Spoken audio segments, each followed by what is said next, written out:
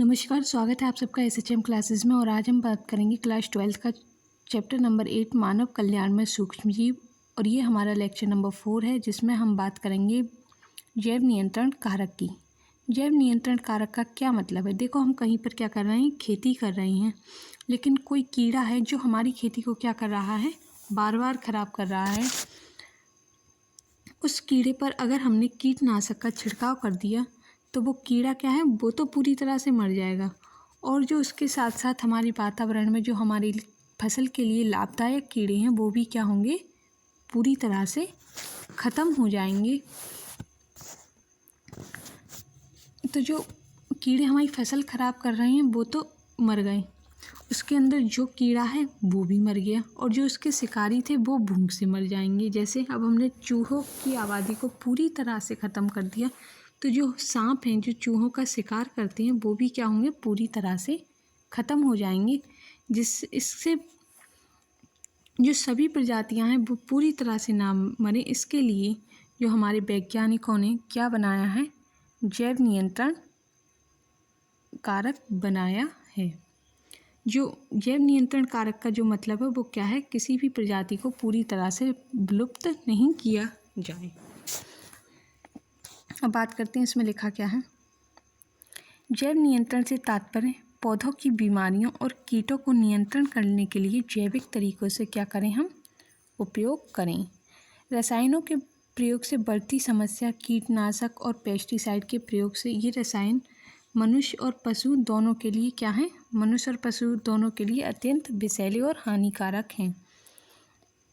ये बहुत ही ज़्यादा बेकार हैं। किसके लिए? मनुष्य क्या करता है, जैसे कोई अनाज है उसका सेवन करता है और पशु घास चारा खाता है, तो इसमें अगर हम रसायनों के ज़्यादा उपयोग करेंगे तो क्या होगा, हमें बुरी तरह से बीमारियां बन जाएंगी। हमारी गुहा मिट्टी और भूजल को भी क्या करता है, प्रदूषित करता है। मिट्टी में उर्वरक की मात्रा को क्या करता है, अगर हम रसायनों का ज़्यादा उपयोग करते हैं तो जो मिट्टी में खाद होता है और जो हमारी मिट्टी है वो थोड़ी सी उपजाऊ होती है, वो क्या होने लगती है, बेकार होने लगती है।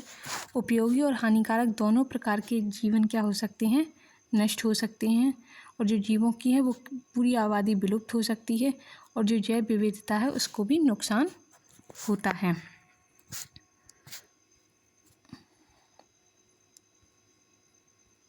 कीटों और बीमारियों का जैविक नियंत्रण। कृषि में कीटों को नियंत्रण करने की एक विधि है जो रसायनों के बजाय प्राकृतिक शिकार पर निर्भर करती है। रसायनों के उपयोग से ना मारकर हम कीटों और बीमारियों को किससे, प्राकृतिक शिकार से ख़त्म करें।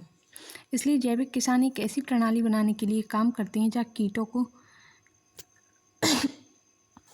मारा नहीं जाता, बल्कि उन्हें एक जीवित और जीवंत पारिस्थितिक तंत्र के भीतर जांच और संतुलन के लिए एक जटिल प्रणाली द्वारा प्रबंधनीय स्तर पर रखा जाए। उन्हें पूरी तरह से किसी कीट को ख़त्म ना करके एक जीवंत पारिस्थितिक तंत्र के भीतर रखा जाए और उनकी जटिल प्रणाली को संतुलन करके एक प्रबंधनीय स्तर पर रख दिया जाए। इस प्रकार जैव नियंत्रण उपायों के प्रयोग से विषैले रसायन और कीटनाशक पर हमारी निर्भरता क्या हो रही है, कम हो रही है। जो जैव नियंत्रण उपाय बहुत सारे चलाए गए हैं, जिनसे क्या हो रही है, हम रसायनों का उपयोग ना करके और कीटनाशकों का उपयोग ना करके अब जैव नियंत्रण उपयोग करें। जैविक खेती के दृष्टिकोण की एक महत्वपूर्ण हिस्सा विभिन्न जीवन रूपों से परिचित होना है जो खेतों में पाए जाते हैं। शिकारियों और कीटों के साथ साथ उनका जीवन चक्र, भोजन के पैटर्न और उनका पसंदीदा आवास, इससे जैव केंद्रीकरण का उपयुक्त साधन विकसित करने में क्या मिले, हमें मदद मिले। अब हम बात करते हैं उदाहरण की। तो जो भृंग बीटल है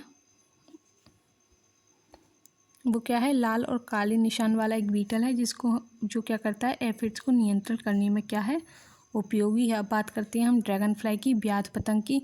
ये मच्छरों से छुटकारा पाने के लिए उपयोगी है। बैसिलस थ्यूरिंजिस एक सूक्ष्म जीव है, ये बटरफ्लाई कैटरपिलर को क्या करता है, नियंत्रण करता है। अब बात करते हैं हम ट्राइकोडर्मा की, ये जड़ पारिस्थितिक तंत्र को नियंत्रण करती है। बैक्टीरियोवायरस कीड़े और अन्य आर्थ्रोपोडा पर हमला करते हैं। जो न्यूक्ली पॉलीहाइड्रोवायरस है, ये प्रजाति विशिष्ट संकीर्ण स्पेक्ट्रम कीटनाशक अनुप्रयोगों के लिए जाने जाते हैं। इनका पौधों,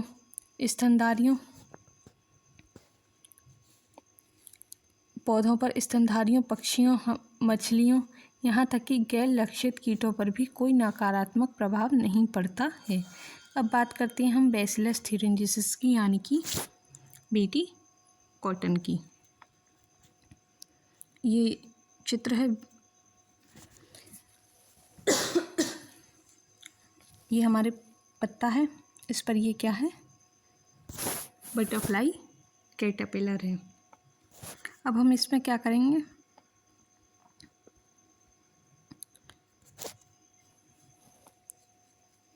बैसिलस थ्यूरेंजिस का उपयोग हम कहाँ करते हैं, बटरफ्लाई कैटरपिलर को नियंत्रण करने में करते हैं।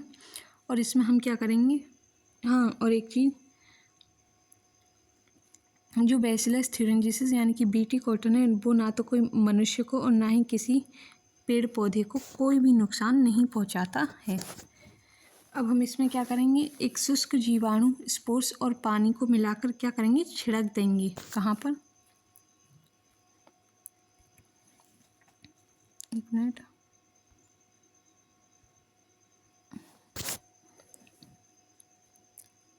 यहाँ पर क्या किया हमने, जो शुष्क जीवाणु स्पोर्स और पानी को क्या कर दिया हमने, यहाँ पर छिड़क दिया है। अब यहाँ पर ये क्या बनाएगा, ये एक टॉक्सिन बनाएगा।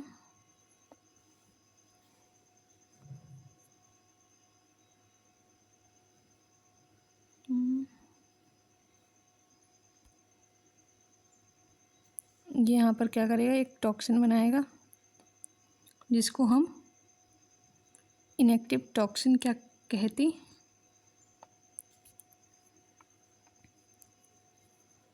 यहाँ पर ये क्या बना, टॉक्सिन बना, जिसको हम क्राइप्रोटीन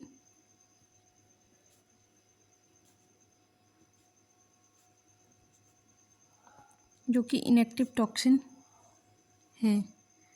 जब ये हमारा जो कैटरपिलर है वो पेड़ को खाएगा तो ये इस बैक्टीरिया को भी क्या कर लेगा, खा लेगा। और जो बैक्टीरिया में जहर है वो इस कैटरपिलर के कहाँ चला जाएगा, पेट में चला जाएगा।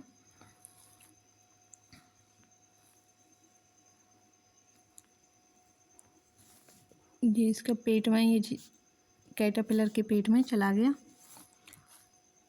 और इस पेट में क्या होगा, पीएच होने की वजह से जो इनएक्टिव टॉक्सिन है वो क्या हो जाएगा, वो काम करना शुरू कर देगा। और जो इनएक्टिव टॉक्सिन को क्या करेगा, वो एक्टिव कर देगा। और यहाँ पर जो कोशिकाएं पाई जाएंगी इसमें, उसको तोड़ देता है, जिससे क्या होगा, कैटरपिलर मर जाएगा। ठीक है। इस मिश्रण को दोषपूर्ण पादपों जैसे सरसों और फल वृक्ष जिनकी पत्ती कीट लार्वा द्वारा खा ली गई हैं, उन पर क्या कर दिया जाता है, छिड़काव कर दिया जाता है। जो लार्वा है वो पाचन नली से क्या निकालता है, टॉक्सिन निकालता है, और क्या करेगा, लार्वा की मृत्यु कर देगा। ठीक है, ये हमारा यहाँ पे ये टॉपिक हमारा कंप्लीट हुआ। अब हम इसके जो नीट में पूछे जाने वाले क्वेश्चंस हैं उनका भी एक वीडियो आएगा आपके पास में। ठीक है, वीडियो हमारा यहाँ पे ये कंप्लीट हुआ। Please like, share and subscribe this channel. Thank you.